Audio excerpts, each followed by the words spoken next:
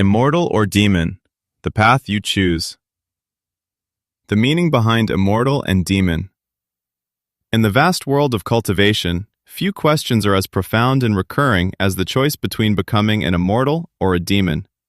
At first glance, this distinction appears simple, almost instinctive, as if one path represents righteousness, purity, and order, while the other embodies darkness, chaos, and destruction.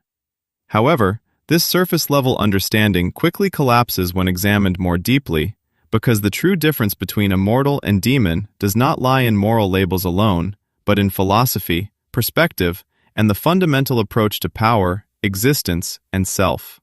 An immortal is often portrayed as someone who seeks harmony with the Dao, cultivating with patience, restraint, and discipline, refining their energy step by step while building a stable and unshakable foundation. This path values balance, understanding, and alignment with natural laws, where power is not seized but gradually realized, and growth is not forced but nurtured. In contrast, a demon cultivator walks a path defined by intensity, ambition, and direct pursuit of strength, often rejecting limitations, embracing risk, and prioritizing results over process. They may use forbidden methods, absorb external resources aggressively, or even sacrifice stability for rapid advancement, believing that power itself is the ultimate truth. Yet, despite these contrasting approaches, the boundary between immortal and demon is not as rigid as it seems, because both paths originate from the same desire: the desire to transcend limitation, to rise above mortality, and to reach a state beyond ordinary existence. The philosophy of the immortal path. The immortal path is rooted in the idea of harmony, where the cultivator aligns themselves with the Dao rather than opposing it. This path emphasizes patience, gradual refinement, and deep comprehension, requiring the cultivator to cultivate not only their energy, but also their mind and spirit. An immortal does not seek immediate results, but instead focuses on building a strong foundation that can support higher realms of power. They refine their chi carefully, stabilize their meridians, and ensure that each breakthrough is supported by understanding rather than force. This approach leads to steady and consistent progress, minimizing risk and ensuring long-term stability. However, this path also demands sacrifice, as it often requires suppressing desire, controlling emotions, and accepting slow progress in exchange for certainty. The immortal cultivator must endure long periods of stagnation, resist temptation, and maintain clarity even when faced with frustration or external pressure. This discipline creates strength, but it can also lead to detachment, as excessive focus on balance and order may distance the cultivator from emotion and human connection. The philosophy of the demon path. The demon path represents a fundamentally different approach, one that prioritizes speed, intensity, and the direct acquisition of power. Demon cultivators do not wait for opportunities, they create them. They do not accept limitations, they challenge them. Where an immortal refines energy gradually, a demon may devour, absorb, or forcibly transform energy to accelerate their growth.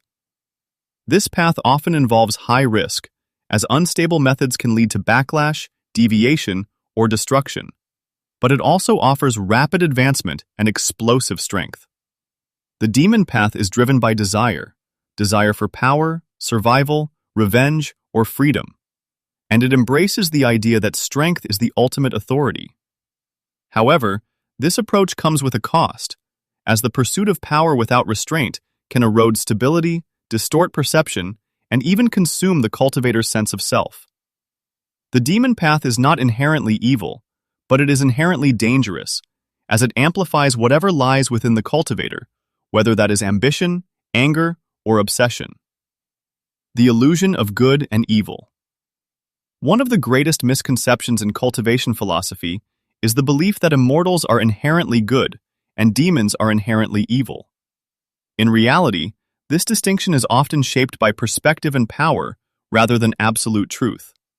Immortal sects may present themselves as righteous, but they can also be rigid, indifferent, or even oppressive, enforcing rules without considering individual suffering. They may protect their own interests while ignoring the struggles of those outside their domain, creating a form of order that prioritizes stability over compassion. On the other hand, demon cultivators are often labeled as heretical or dangerous, but some may simply reject hypocrisy, choosing to act according to their own principles rather than conforming to imposed standards.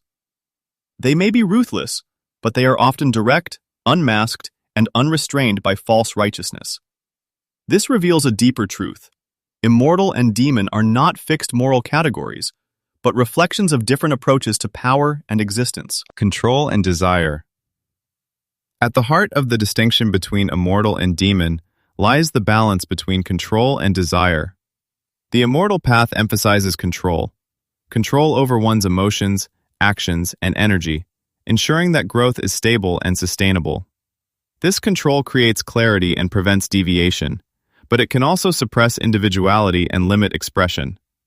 The demon path, in contrast, embraces desire, allowing it to drive action and fuel growth. This creates intensity and momentum, but it also introduces instability and risk. Neither approach is inherently superior, as both contain strengths and weaknesses. Control without desire can lead to stagnation, while desire without control can lead to destruction. True mastery lies in understanding the balance between these forces, rather than blindly following one to its extreme. The role of society and perspective. In cultivation worlds, the distinction between immortal and demon is often reinforced by societal structures. Powerful sects and clans define what is considered orthodox or heretical, shaping public perception and controlling narratives. Those who align with established systems are labeled as righteous, while those who deviate are labeled as demonic.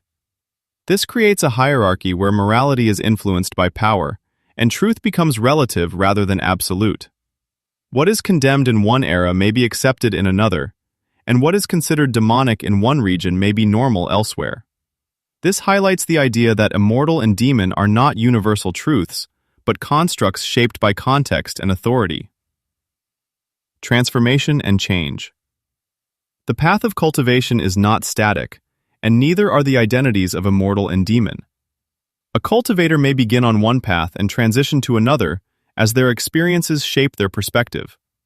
A once righteous cultivator may become ruthless after betrayal or loss, abandoning restraint in pursuit of strength. Conversely, a demon cultivator may gain insight, finding balance and moving toward harmony after understanding the consequences of unchecked desire. This fluidity demonstrates that immortal and demon are not permanent states, but evolving aspects of a cultivator's journey. The path is not defined by a single choice, but by continuous decisions made over time. The neutrality of the Dao. The Dao itself does not distinguish between immortal and demon. It does not reward righteousness or punish darkness. It simply exists as the underlying principle of reality, responding to alignment, understanding, and strength. Whether one follows the immortal path or the demon path, the Dao remains unchanged, offering opportunities and challenges equally. This neutrality emphasizes that cultivation is not about conforming to moral labels, but about understanding and mastering the principles that govern existence. The Dao does not care how power is obtained, only whether it is wielded with understanding and control. Strength, risk, and outcome.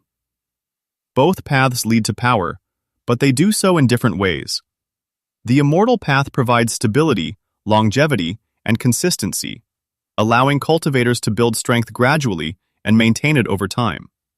The demon path offers speed, intensity, and adaptability, enabling rapid growth and explosive breakthroughs. However, these advantages come with trade-offs, as stability requires patience and restraint, while speed requires risk and sacrifice. The outcome of each path depends not only on the path itself, but on the individual walking it, as skill, timing, and decision-making all influence the final result. Final reflection. Choosing your path. In the end, the question of immortal or demon is not about choosing between good and evil, but about choosing how you approach power, growth, and existence. It is about understanding your own nature and deciding whether to cultivate through control or desire, patience or intensity, harmony or defiance.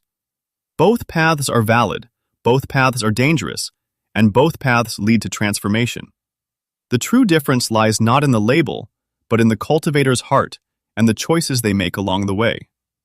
Because the Tao does not decide your path, the world does not decide your path, and destiny does not force your direction. Only you determine whether you ascend as an immortal or rise as a demon.